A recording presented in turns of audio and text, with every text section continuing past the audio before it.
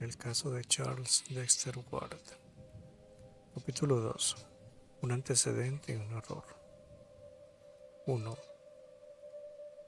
Joseph Curwen, a tenor de lo que revelaban las enrevesadas leyendas materializadas en la documentación descubierta por Ward y lo oído sobre él, había sido un individuo sorprendente, enigmático y siniestro.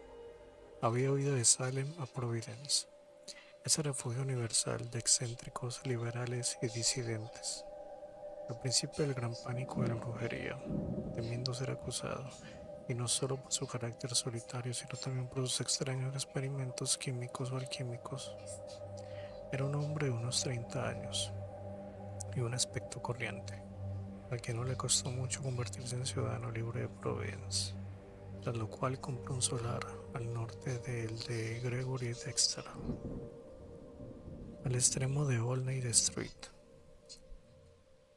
Mandó construir su casa en Stampers Hills, al oeste de Town Street, en lo que luego se conocería como Olney Court, y en 1761 la reemplazó por otra más grande, levantada en el mismo lugar y que todavía sigue en pie.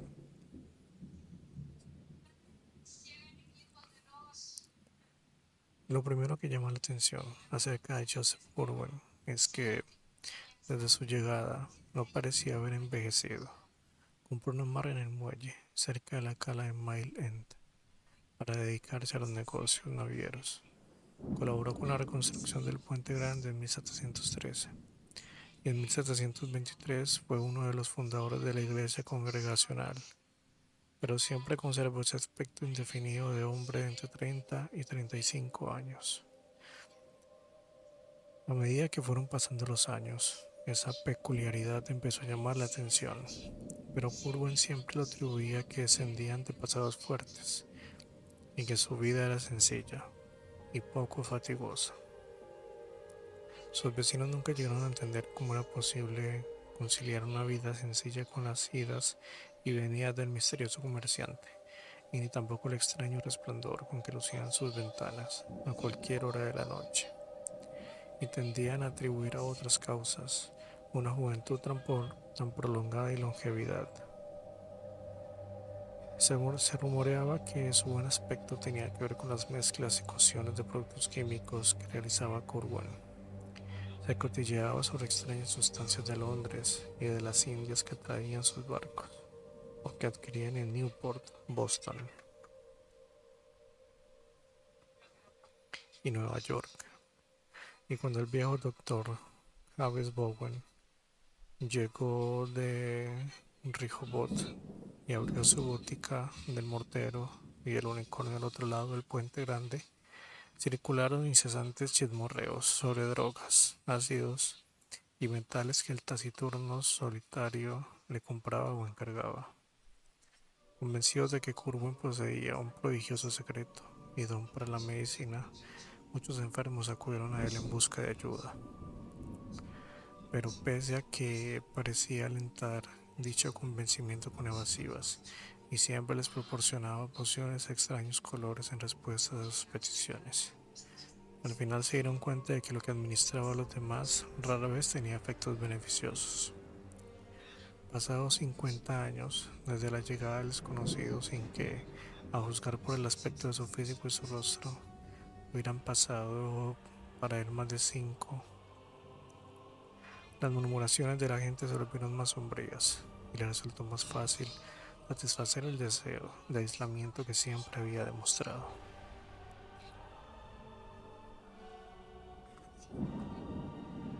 Las cartas privadas y los diarios de la época revelan también muchas otras razones por las que Joseph Curwen fue admirado, temido y finalmente evitado como la peste.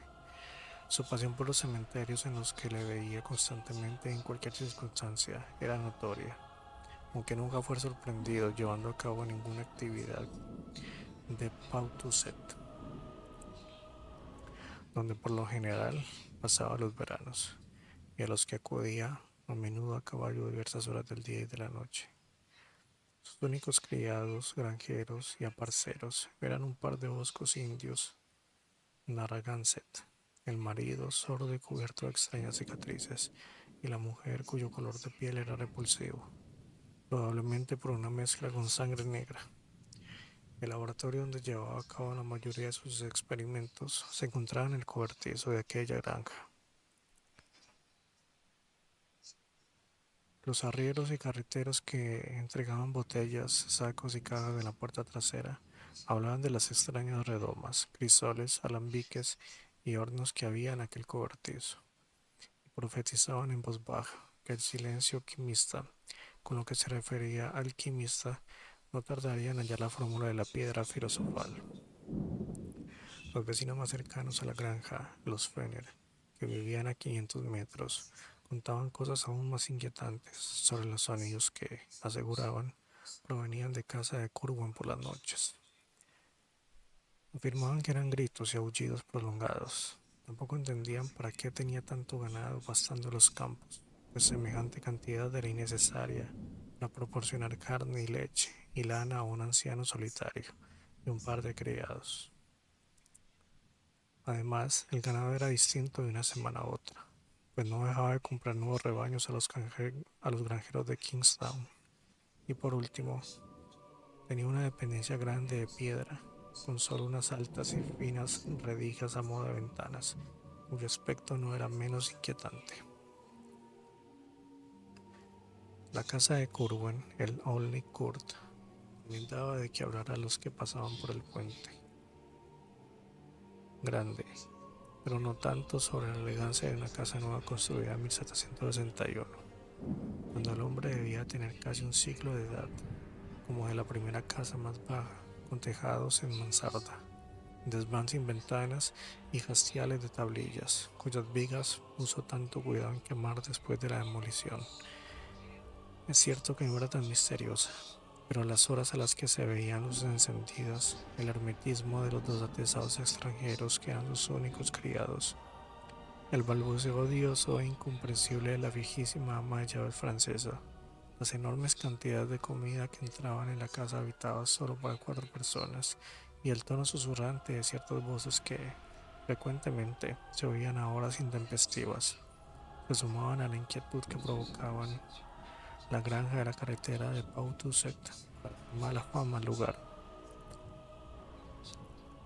en los círculos sociales más elevados de la ciudad.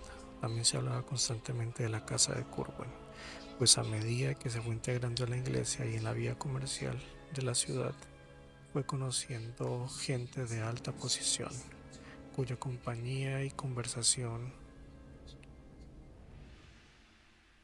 le permitían disfrutar sus modales.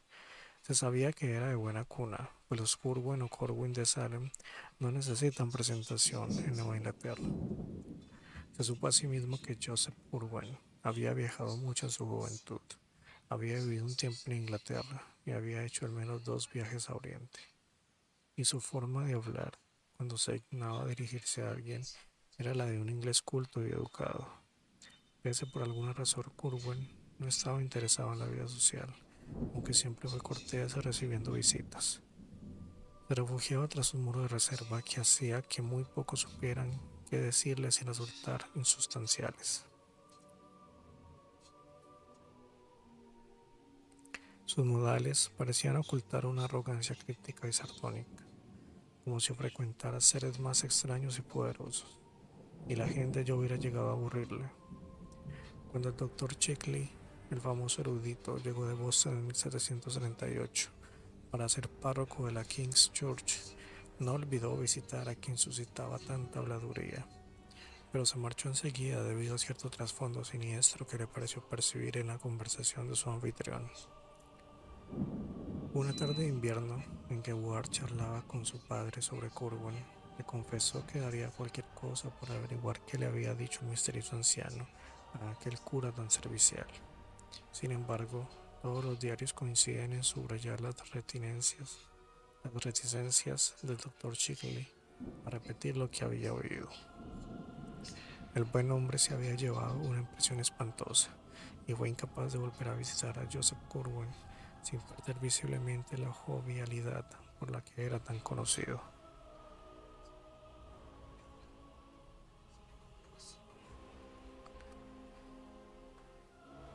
Más claras, no obstante, eran las razones por las que otro hombre educado y de buen gusto evitaba el altivo ermitaño.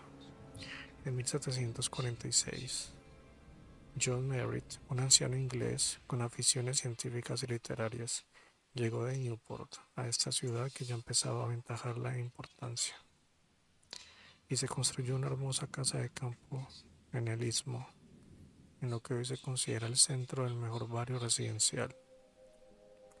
Vivía con una elegancia y comodidad notables. Fue el primero en tener coche propio y criados con librea. Estaba muy orgulloso de su telescopio, su microscopio y su bien escogida biblioteca de libros latinos e ingleses. Al oír que Goodwin poseía la mejor biblioteca de Providence, el señor Merritt no tardó en ir a visitarle y fue recibido con más cordialidad que la mayoría de los demás visitantes de la casa. La admiración por las amplias estanterías de su anfitrión, que además de los clásicos griegos, latinos e ingleses, incluían una considerable cantidad de obras filosóficas, matemáticas y científicas, entre ellas las de Paracelso, Agrícola, Van Helmont, Silvio, Glauber, Boyle, Boerhaave, Becher y Stahl. Llevó a Corwin a sugerirle que fuesen a su granja y al laboratorio a los que nunca había llevado a nadie hasta entonces, y los dos se pusieron en camino en el coche del señor Merritt.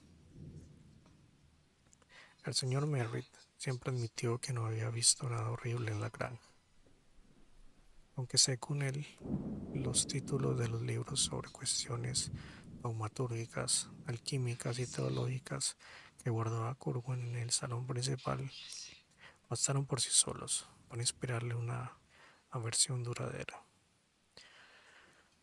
No obstante, es posible que las expresiones faciales de su propietario, mientras se los enseñaba, contribuyeran a causarle aquel prejuicio.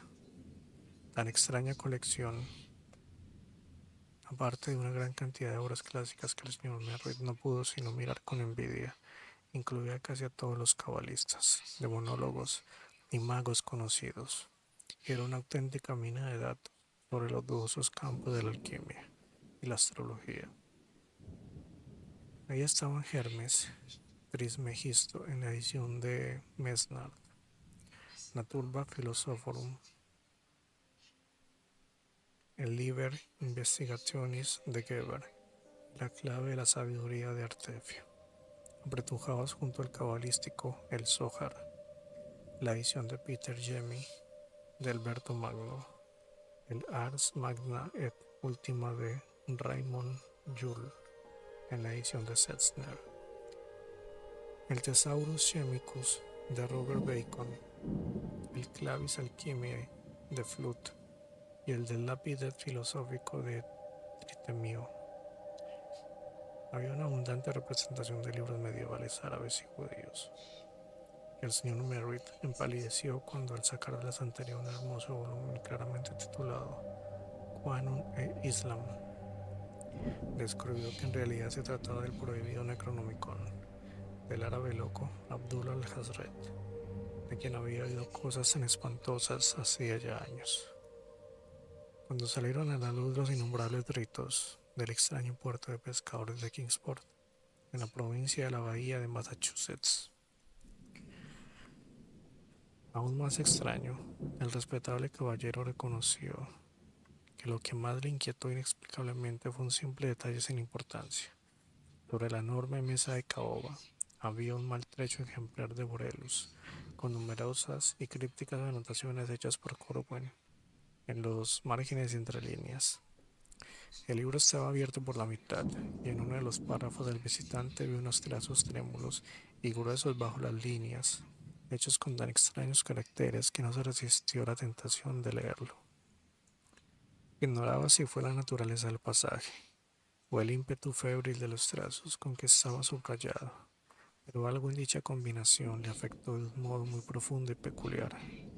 Lo recordó hasta el fin de sus días, lo transcribió de memoria en su diario y en cierta ocasión trató de recitarlo a su íntimo amigo el doctor Chickley, hasta que reparó en lo mucho que turbaba al educado párroco. Decía así: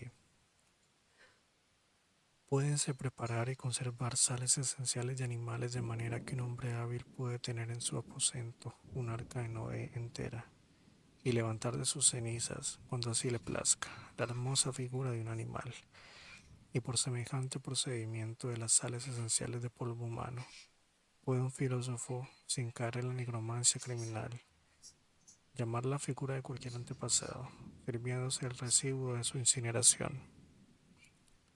Sin embargo, donde circulaban los peores rumores acerca de Curwen era cerca de los muelles, a lo largo de la parte sur de Town Street. Los marineros y los curtidos lobos de mar, que formaban la tripulación de las infinitas balandras dedicadas al tráfico de ron, esclavos y melaza, los veloces corsarios y los grandes bergantines de los Brown, los Crawford y los Tillinghast, son gentes supersticiosas que gesticulaban de forma excéntrica y disimulada para ahuyentar la mala suerte cada vez que veían la figura, esbelta, pero ligeramente encorvada, y engañosamente joven y de cabello rubio de Curwen, entrando en su almacén en Dublin Street, o de partir con sus capitanes y sobrecargos en el lago Muelle, donde cabeceaban inquietos sus barcos. Los propios empleados de Curwen le temían y detestaban, y todos sus marineros eran mestizos de la peor estofa procedentes de la Martinica, San Eustaquio, La Habana o Port Royal. En cierto sentido, el temor más agudo y palpable que inspiraba al anciano se debía a la frecuencia con que reemplazaba a sus marineros.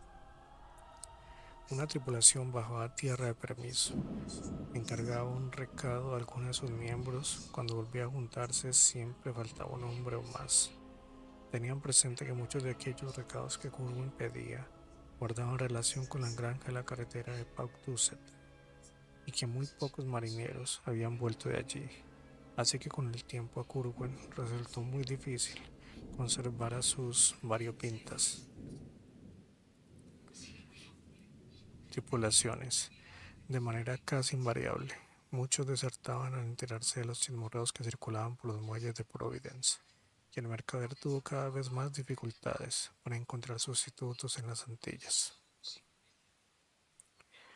En 1760, a Joseph Curwen ya se le consideraba prácticamente un apestado, de quien se sospechaba vagos horrores y pactos con el demonio, que parecían tanto más amenazadores porque no podían nombrarse, entenderse o siquiera demostrarse. La gota que colmó el vaso tal vez fue el caso de unos soldados que desaparecieron en 1758, entre marzo y abril de ese año.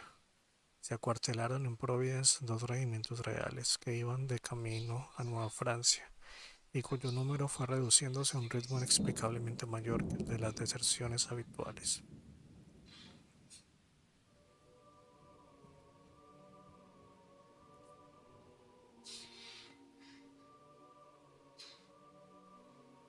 Los rumores hablaban de la frecuencia con que se veía a Curwen hablar con los desconocidos de casaca roja, y cuando muchos empezaron a desaparecer, la gente recordó lo que ocurría con sus tripulaciones.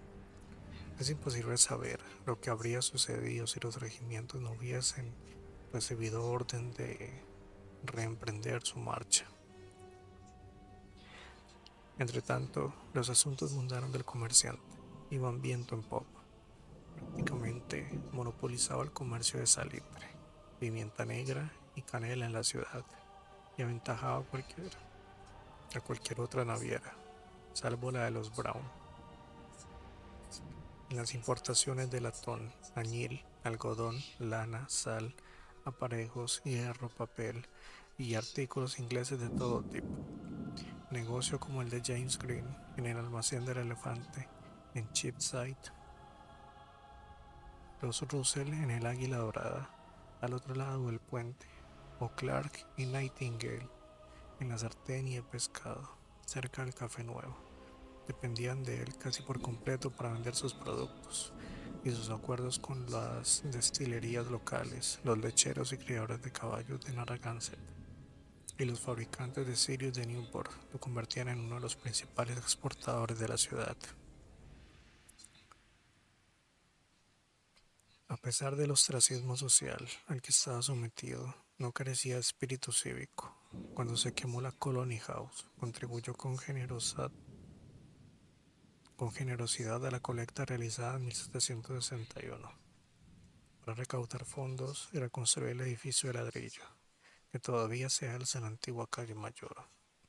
En ese mismo año, también contribuyó a la reconstrucción del puente grande tras el temporal de octubre. Restituyó muchos de los libros de la biblioteca pública que habían ardido en el incendio de la Colony House y aportó una gran cantidad a la colecta hecha para pavimentar la fangosa Market Parade y Town Street, que siempre estaba surcada de profundas roderas, y construir un pozo de adoquines o acera en el centro. Por esa época también mandó construir la sencilla pero excelente casa nueva cuyo pórtico sigue siendo un logro detallado de la piedra. Cuando los seguidores de Whitefield se separaron de la iglesia del Dr. Cotton en 1743 y fundaron la iglesia del diácono Snow al otro lado del puente, Curwen se contaba entre ellos, aunque su fervor no tardó en enfriarse y pronto dejó de asistir a los servicios religiosos. No obstante, ahora volvía a mostrarse piadoso, como si tuviera intención de desembarazarse de las sombras que lo habían arrastrado al aislamiento social y que no tardaría en hundir sus negocios si no ponía algún remedio.